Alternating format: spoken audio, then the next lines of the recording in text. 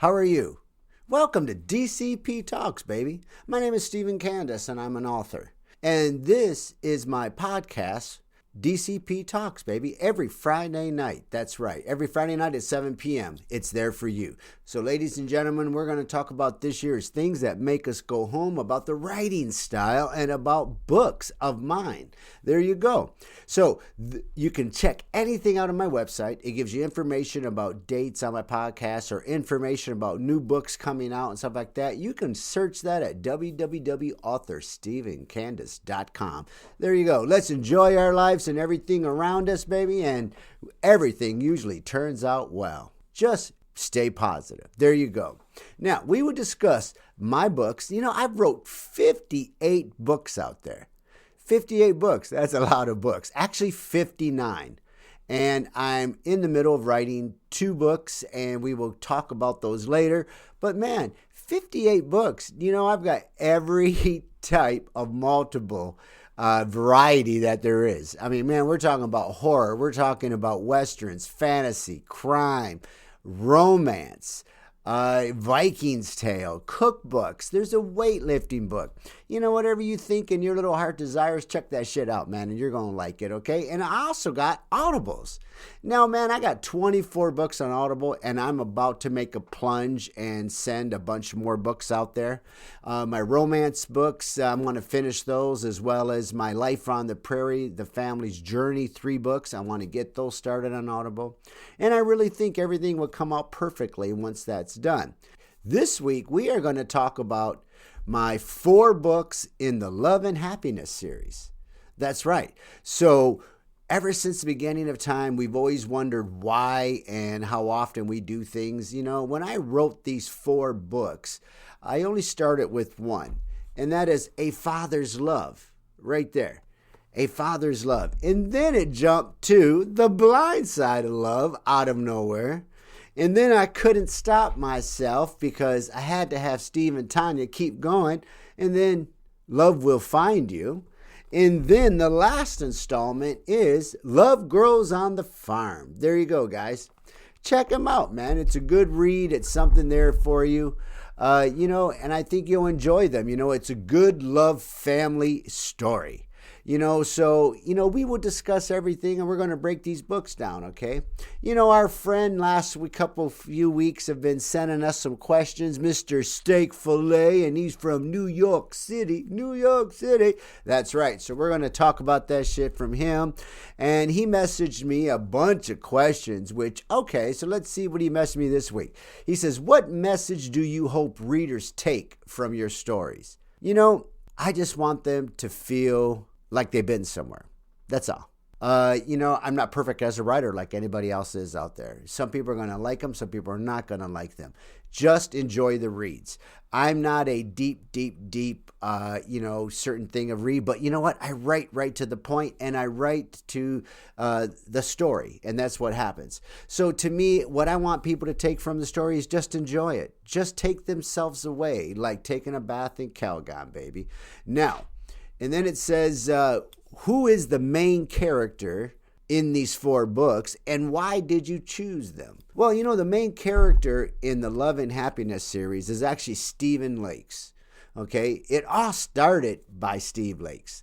Okay, Stephen Lakes, you know, was working in Houston, and he received a phone call that his father has passed away. So A Father's Love in the first book is about Steve having to go home dealing with his father's funeral. You know, and in that case, you know, that's exactly what happened. And so it's those emotions all the way home of him as a childhood. And then he meets Tanya. Okay, so there you go. Now, what was the first scene that I wrote? You know, I have wrote so many scenes, but actually it was him getting the phone call. I remember when I received the phone call of my father's passing, it was devastating. At first, you're in shock. You're thinking, no, you didn't hear that. Then you realize you did hear that. So I think it's a really good, I think that was a good, that was a hard one, okay? Which scene was the hardest to write? You know, I really don't like too graphic of love scenes. That's all.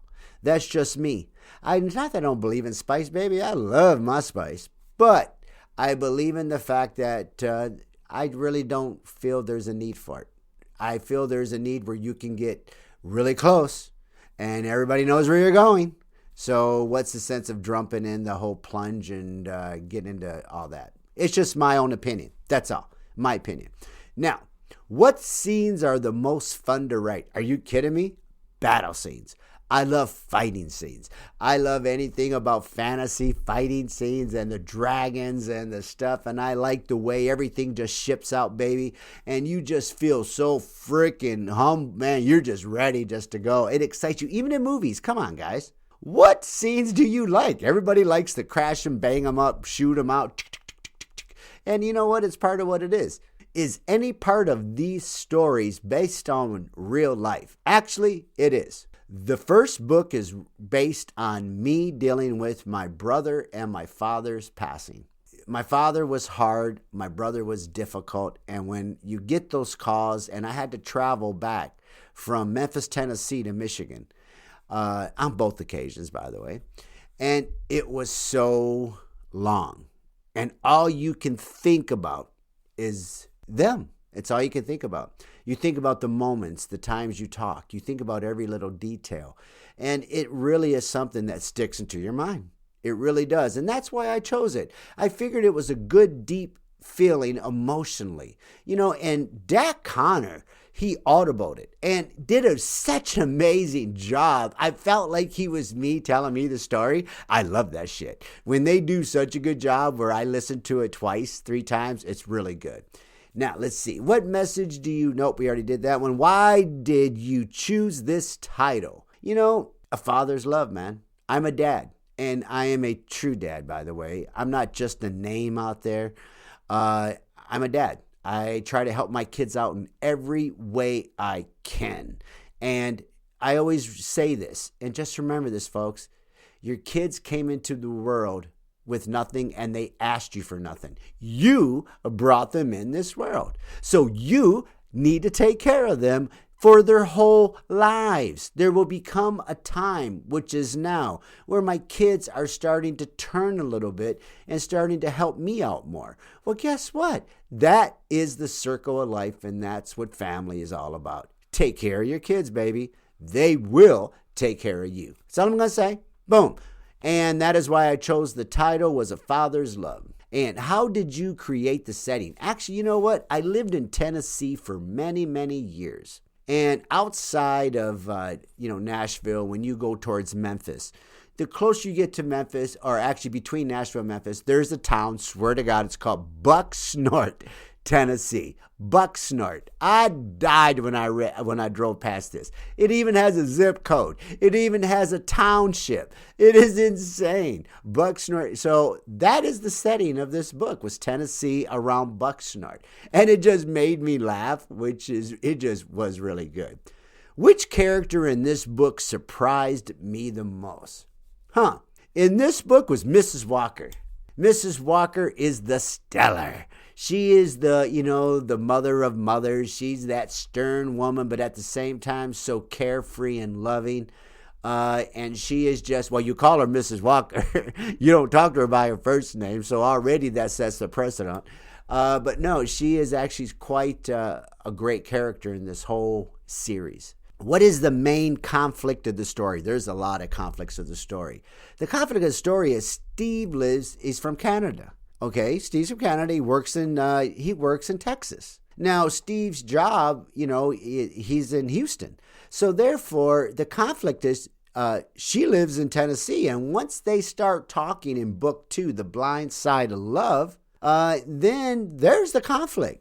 There's the shit that hits the fan, because now they don't know what to do, right? So, that is exactly what it is. Was the ending planned from the start? Oh, hell no. I never know what the ending's going to be. I actually based everything off chapters. So I make chapters for the book before I even start. My son taught me that. He goes, give yourself a guide and just, list out chapters. And that way then you kind of know where you're kind of going in a way. And you can fill it in. So, no, my ending stories, no, they are right. No. Did you ever consider a different ending? No. Well, actually, I did. Actually, I did. I did plan on Tanya. Oh, I can't tell you that. Oh, no, no, no. You need to read that shit for yourself in book 3. Yeah. You got to search that thing for yourself. Love will find you, and book 3 will fill you in on that. I almost gave that shit away.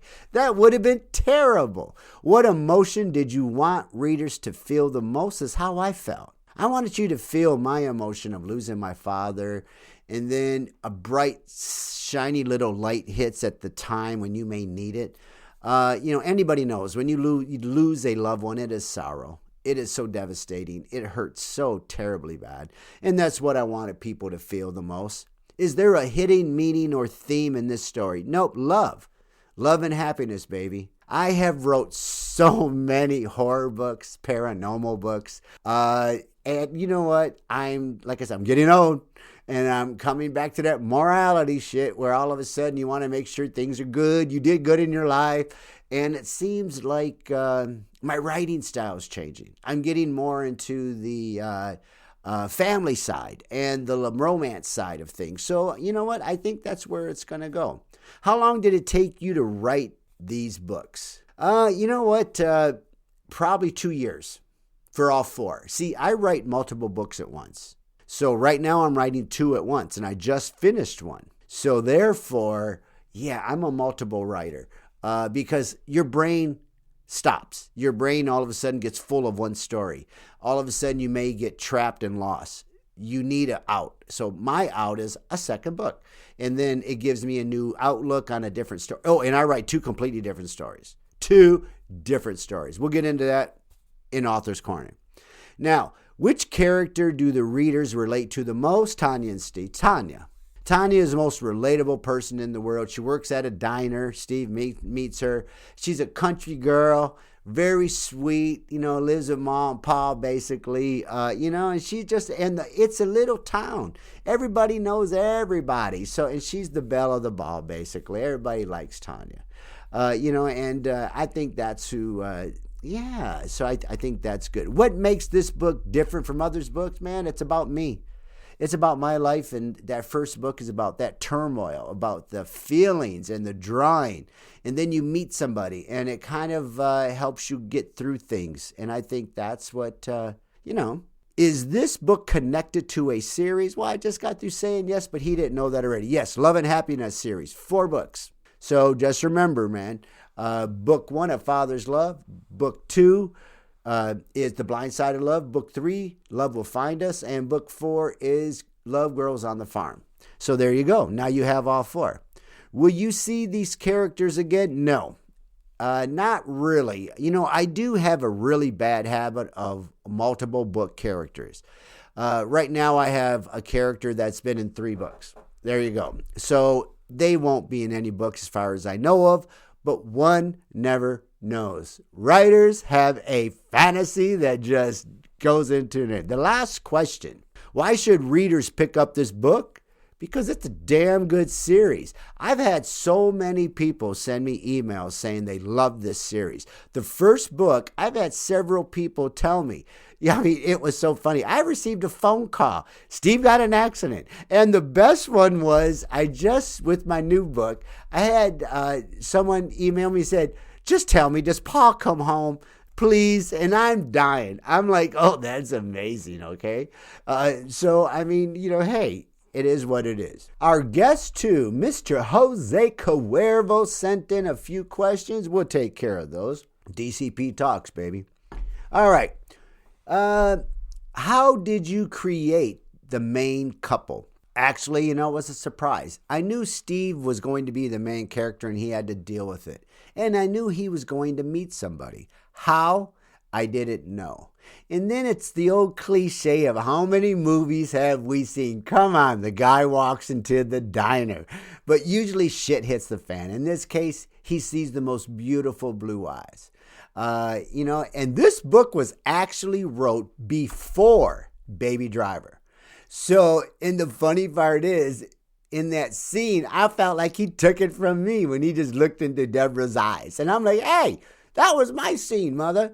But it was one of those cliches that we've seen it for how many years in the 70s, the 80s, the 90s. And okay, I have. Hello, I'm 60s.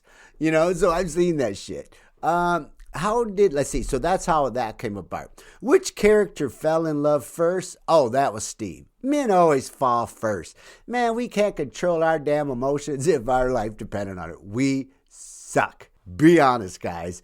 Man, we dive in first. We don't care, feet first, and then we have to deal with the aftermath. Yeah, we suck. But Steve fell in love first, and that's why, and that's why he stayed in Tennessee for a couple days, as you shall read and find out. Was their relationship planned from the start? No. Actually, in book 1, I don't want to spoil it, but okay, there was an accident. So Steve needed Tanya's help. There you go. So therefore, by them being together for the time he needed her help, then they learned to talk and communicate and found they had much more in common than they thought. There you go. I cheated a little bit. I shouldn't have did it. But there you go. What is the biggest obstacle in their romance? Oh, is the difference in how far they live. I mean, Steve works in Houston, Tennessee. He's trying to, I can't tell you anything. But Steve is trying to figure everything out. Ooh, that was a good escape there. Whoop, whoop, whoop. Gotcha. So he's trying to figure everything out. And Tanya's upset because Steve ain't there. She misses her man. Everybody knows what it's like when first love hits. You can't wait to hit each other. You can't wait to love one another. You can't wait to be with each other. The touch, the smell, the kissing. Oh, baby, baby, baby. That sucks. We suck as a fucking race. But it is what it is, and we love love. Anybody like me who writes a love book, I'm a fucking romantic. That's it. Hello. Okay, so now which romance scene is your favorite? The fair. In book 1, they go to a fair, and that's where it is. The fair. So you need to read that. Now, let's see. What makes this love story unique? Because it's genuine. You can actually feel it. You can feel them. You can feel their growing love, and you can feel how book 2, The Blind Side of Love, takes them really into love. Then you can see book 3, Love Grows on Us. I mean, and then, book 3, I mean, the cover tells all. I mean, if you see the cover, book 3 is So You Must Figure They Must Be Together. With the cover of book 3. So if you want to see what it is, you'll understand. And book 4 means, are they happy after everything gets back together? Back together. Oh, shit. Okay, no, I mean, okay, well, that was a bad one. They never break up. So I don't know where that came from. The moment their love shows the most is in book 3. No, book 2. No, book 3. Yeah, in book 3. In book 3, because there's a very special event, and they show one another their love, and that's amazing, okay? Was the ending always meant to be happy? Yes, of course. I'm a happy ending guy. But now, back in the day, 7, 8 years ago, 9 years ago, when I used to write a lot of horror books, I've left 7 books open at the end. And I am just now starting to hit on some of those books, actually. I left Pigeons and Crows open. And now, as you're going to find out, we're writing book 2. And same thing with, if you want to be smart as a writer, you leave them open, because sometimes these stories are captured. There's one story, man, I'm telling you what, every rose has its thorn, and that book is such an left open at the end where you can see it going and going, oh my Lord. So that's one of those things, and that's actually that's an Audible by Andrew Doby. So to me, now let's get back to this one. But yeah, anything is always, let's see. What scene makes readers fall in love with the couple? Oh man, it's whenever, I think in book 1, whenever Tanya gets upset. That's all I'll say.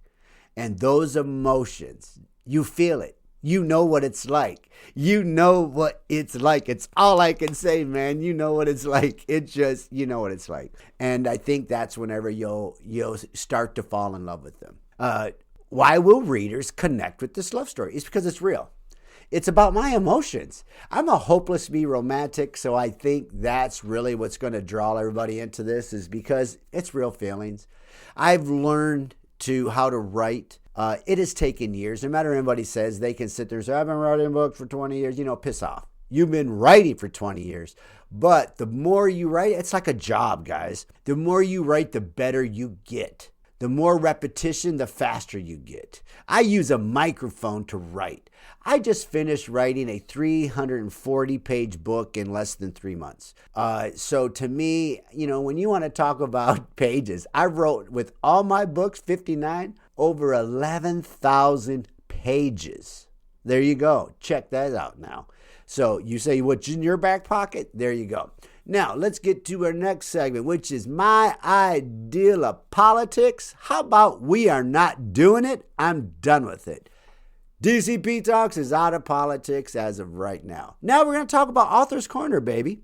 Let's talk about Author's Corner. This is my new book that is just released, as well as my books that are coming. Okay, guys. Okay, the book I just released right here is The Prairie Life. That's right, The Prairie Life.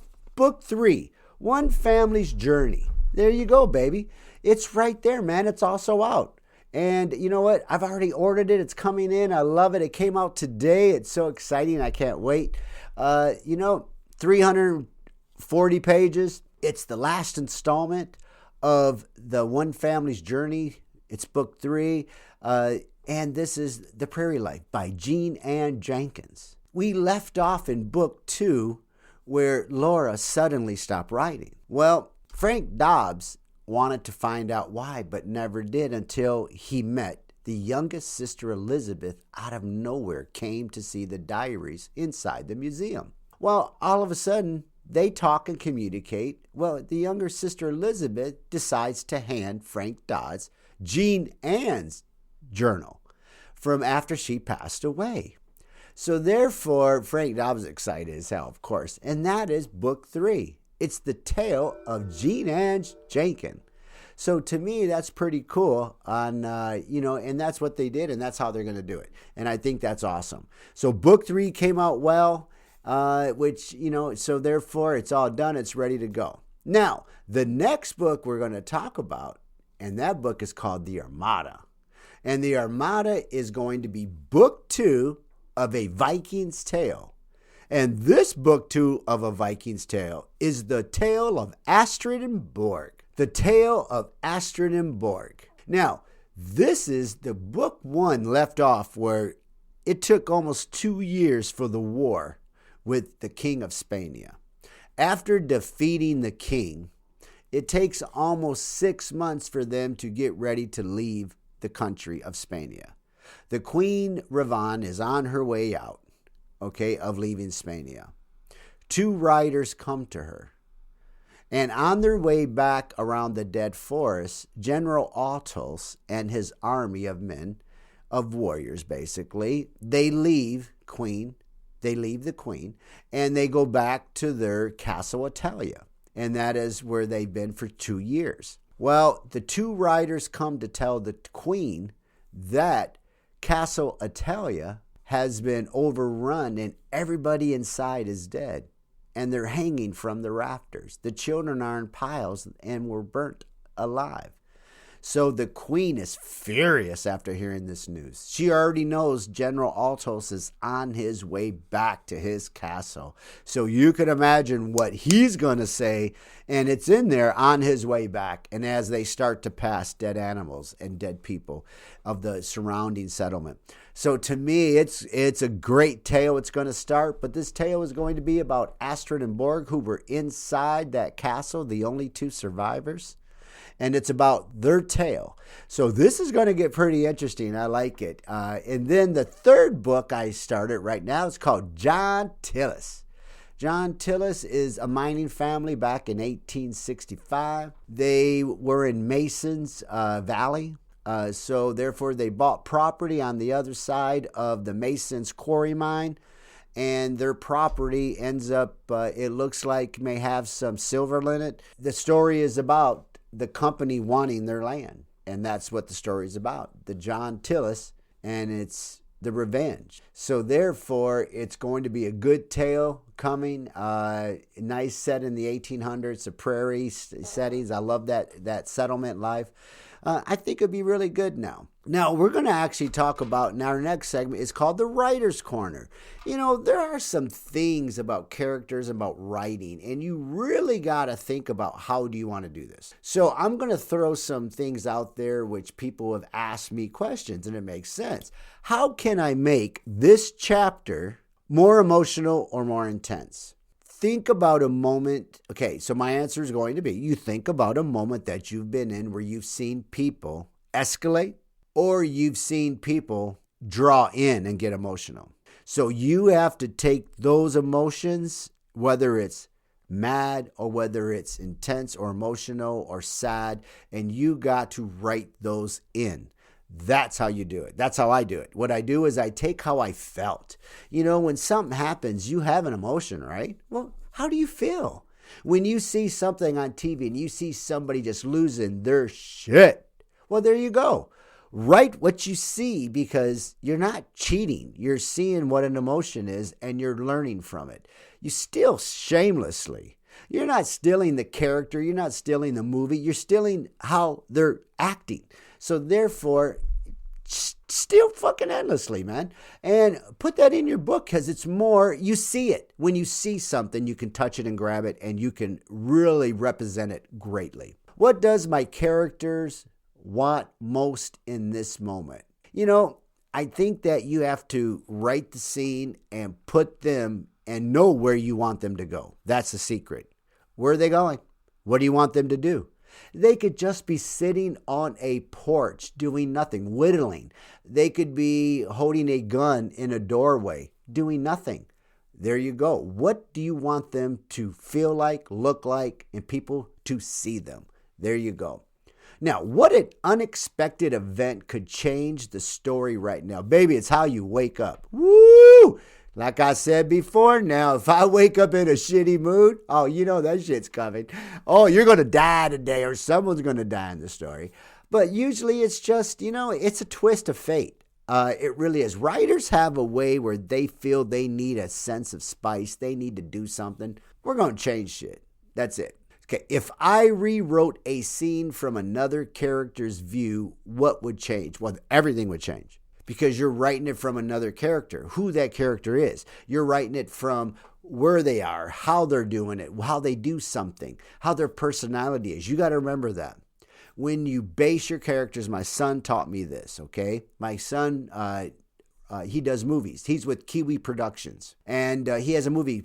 He has a production company, and he taught me this. He goes, Dad, give each character a note, and each character has their own personality. Do you want them to be upbeat? Do you want them to be straightforward? How are they as a person? And you got to maintain that character through the whole entire book. Never lose it. Well, guess what? That helps me out fucking immensely, because you know what? I suck. So I keep a journal. Every book has pages, and the first page is my chapters. Second page is my characters. Third page is my add-ons, which means where it's at, where I'm going. Sometimes I got to make notes of where I've been and left off, because, man, it can get confusing. Anybody who writes a lot like I do. So, okay, there you go. What question do I want readers to be asking at this point? You know what? Where's the story going? There you go.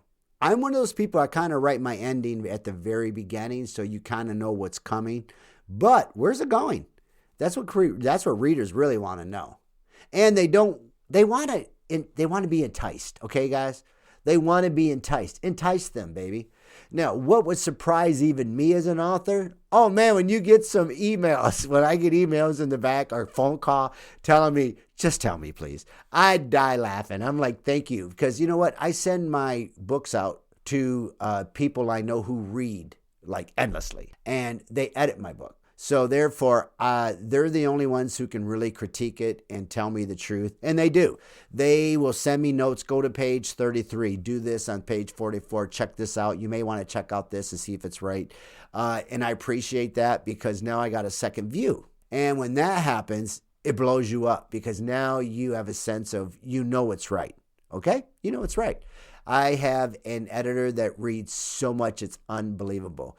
They read so fast, and they love all the top series out there, Outlander and all the news stories, whatever they are. She reads them all, and she will crush my book within a few days. And they send me notes constantly. So I like that, okay? When writers feel sick, man, stuck or sick? I said sick. It's stuck. You know, we all get writer's block and we all get stuck, man. Who are we? We're only human, baby. You know, we got to figure it out of exactly, when you get stuck. That's why I write 2 books. Leave. Go do something. Go cook, and do something, baby. Because you know what? You gotta unstuck yourself. Let's ruin my main character's life. That's only happened a couple times in a couple books. But I'm not one to really ruin their life. I'm one to kind of beat them up and then bring them back. I'm that good over evil. I'm that the border collie versus the wolf. I believe I'm the border collie. I'm there to help people, and that's it. Every character has secrets. Oh, hell yeah. I try not to bring out too many unless it's a spicy, kind of an intertwining, twisty book.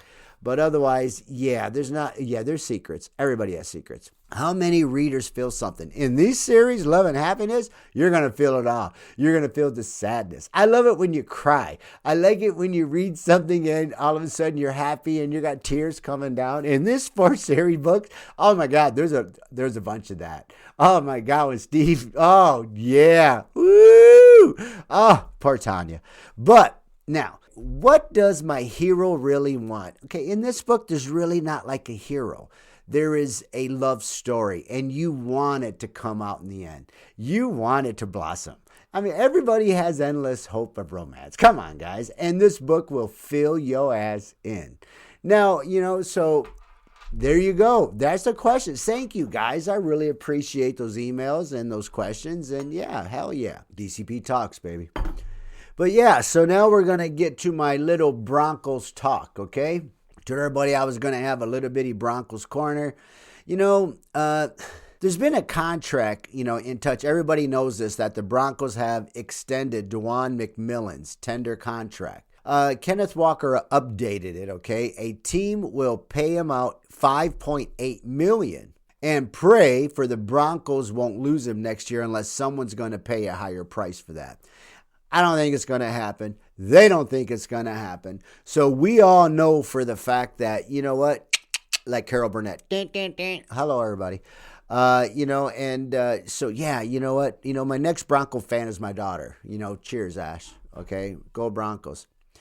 But yeah, so, I mean, they paid out this guy $5.8 million. I don't think no one's going to match that shit. So therefore, I think they're going to have and if they keep him, then we're going to get a 2nd-round pick. Now, I don't know about you, but we'll take the 2nd-round pick. That's cool. So that is why I think they're going to keep, McMillan and, and not really get rid of him, okay? I'm going to give you some fun facts about the Broncos. So this way, then, want to know why I love this team. Well, first of all, because Peyton Manning joined it, okay? But, they were born the year I was born. They were founded in 1960, which is awesome, cool. Denver, Colorado. Been there with my daughter. Monday Night Football game, which was amazing. The league is the NFL and the AFC West. They empower Field at Mile High. Wow, I always thought it was Mile High, and it's actually Empower Field at Mile High. The team colors are orange, navy, blue, and white, baby. Our mascot is Thunder, the horse. Championships, champion, I can't even say that shit. You know what I mean. The Broncos is one of the most successful teams. Won 3 Super Bowls. I am having a very difficult time here. Super Bowls, 97, 98, and my man Peyton Manning in 2015. We should have won 14, fools. But it is what it is. We had Super Bowl appearances, 8 total appearances, baby.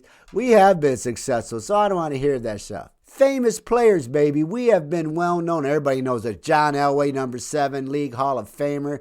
Peyton Manning, my man. You look around my office, I got his jersey hanging signed, baby. My bar is decorated, Peyton Manning.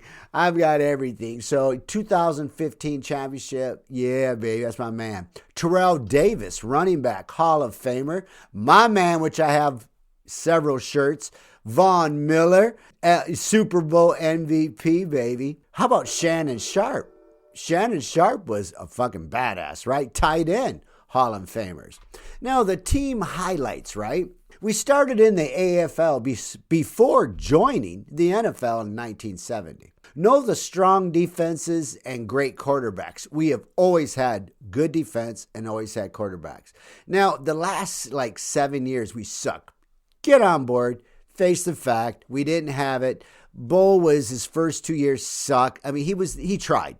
He was a rookie. All rookies fail their first year. Very few actually make it. It's just something about and I'm not saying they don't make it. There have been a few. But most of the time, it's just the peer pressure. We are known as the Orange Crush, our defense, famous in the 1970s. We dominated in the late 1990s to the mid-2010. So I tell you what, our fan culture is Broncos. Call it Broncos country, baby, which I do. Our home games are loud and energetic. Man, you want to see loud? Woo! When you got 100,000 folks screaming. Man, we sat in the end zone, 18 rows up. We had so much fun. The Broncos do an amazing, before the game and stuff. They have parts all around the stadium. And they have all these games set up. You can get all kinds of artifacts for the Broncos and bags and stuff for the Broncos. It's really cool. And they give away a lot of giveaways, and it's really badass, okay? We went the 50th anniversary. That's right. And it was so cool. We went at nighttime just to check out the stadium. So I drove around, and we were by about 5 cars. Oh, no, actually, you know what? We were on one side, 5 cars. And then on the other side, there was a whole pile of cars. So we just went around, drove around. And then this golf cart came up and stopped us. And she asked us if we didn't mind what we were doing. And I said, well, we came from Canada and we wanted to see, Mile High Stadium.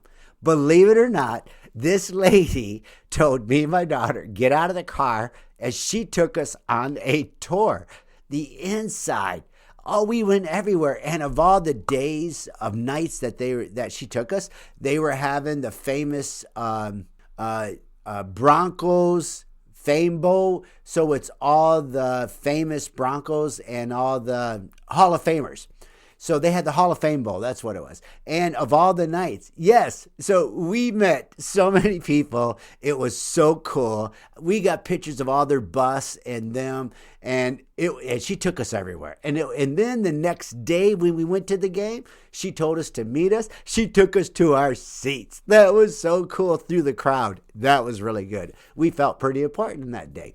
So that was our event for that. So that's my Broncos, and we are known for the loyalty and big attendance, baby. They are loyal fans.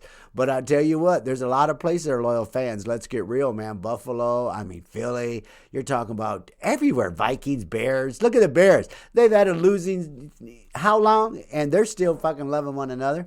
So I tell you what. Now, we're going to get to the writer's side of humor. Now, instead of writing about jokes about different stuff, I'm going to write the writer's side of humor.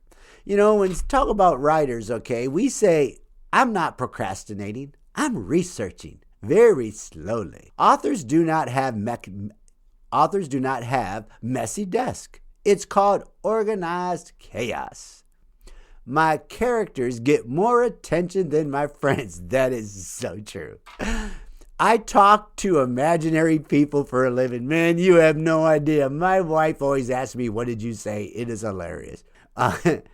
Being a writer means Googling things you hope no one sees. I'm telling you, I don't have writer's block. I have writer's traffic jam. When you write as many books as I have, trust me, I have a frickin' traffic jam. My plot twists even confuse me. I'm telling you, sometimes I do lose my place. I write because yelling at paper is socially unacceptable. This is true. My rough draft. Oh boy, it's very rough. Let me tell you. Coffee is my co-author. I create drama for people who don't exist. And you gotta love that one. That's what I was gonna say, okay? My characters ignore my plans every time. That's true. They ignore exactly. I spend hours choosing one word. That could be quite true. I edit more than I write. Oh, hell yeah, all writers do. We constantly go back and forth, We, like artists, you micromanage. Being an author means reading your own book like you wrote this. Oh, man, I'm telling you. I write this, that is one of the best things I've said. It's true. Being an author means reading your own book like you wrote this. One of the best lines in my book, I love it, and whenever writers should use it, it's, "You can't make this shit up even if you tried." I love that line, man. That's the best line. I don't daydream. I'm working, which is true. My book knows all my secrets. Oh, they do, and I put them in there. You won't even know it's even there, man. I live in my head rent-free. Amen to that. I write novels. Man, I am having a hell of a time today, eh? I write novels, but can't write short emails. That's the damn truth on that one. Deadlines are just strong suggestions. My spell checker is tiring me. That's a God truth. Oh, my spell checker hates my ass. I have been analyzed by Grammarly over 69 million words, truthfully. They send me every 2 weeks an analytic report. And my worst is my spelling. It's the commas. Oh, I suck at the commas, man. My spell checker hates me. I'm emotionally taxed to fictional people. I do. I lay sleeplessly at night thinking about someone that's been dead or someone who's died. Writing is easy until you start. It sounds real easy, man. Sounds so easy until you put that shit on paper. And then you got to go from there. I became an author so I could talk to myself professionally. Man, I talk to myself all the damn time. Woo, everybody knows me. My grandkids must laugh their ass off at me because I walk around the house always talking. I cuss myself out more than anything. Woo, I'm terrible at that shit. Now that's enough about the humor side of writing. Now let's go to the humor side of getting older. I've reached 65 this year. Yes, that is not terribly old, but it's old enough compared to 50, 40, especially most people at 30 and, shit like that, 40s. Well, it's 20 years. 20 years gives you a lot of wisdom. So the funny side about it is when you get older, and these are true too, when I started reading these, I laughed my ass off. I don't need Google anymore. My kids know everything. I'm not old. I'm just well seasoned. My memory is good. I just forgot where I put that shit. That is so me. I love that. Growing old is mandatory. Growing up is optional, though. You better remember that. I finally got 8 hours of sleep. Over 3 days. That is so true. Hey, I started exercising. My right to take naps. Yeah. Oh, God, I love my naps. Let me tell you, I love my damn nap in the afternoon.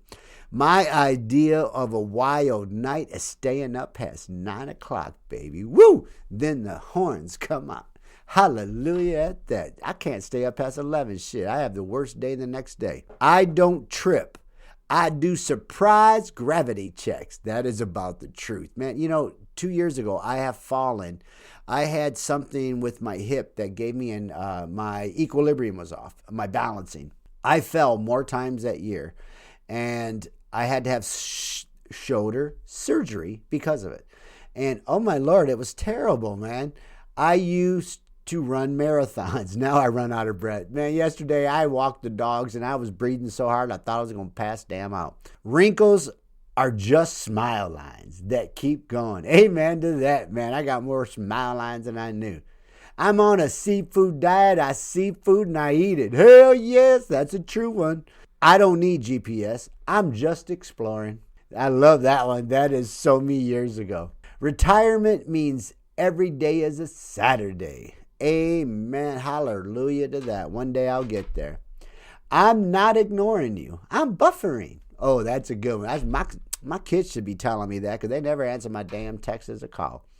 My phone has more memory than I do. Well, that's a damn for sure. My memory damn sucks. I don't get older. I get better stories. Now, that's the truth. I still act my age. I just forgot what it is. Amen to that, baby. And my favorite exercise is turning pages. Oh, God, I love that one.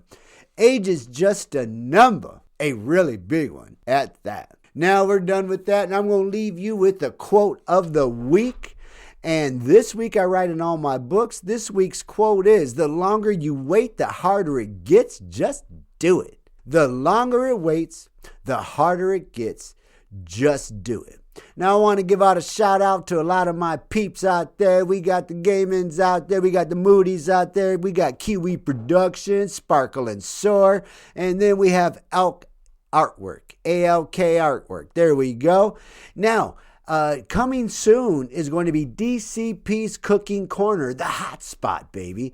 And I used to be an instructor for Niagara College. So I'm going to do recipes live. And it's going to be my podcast, but recipe style.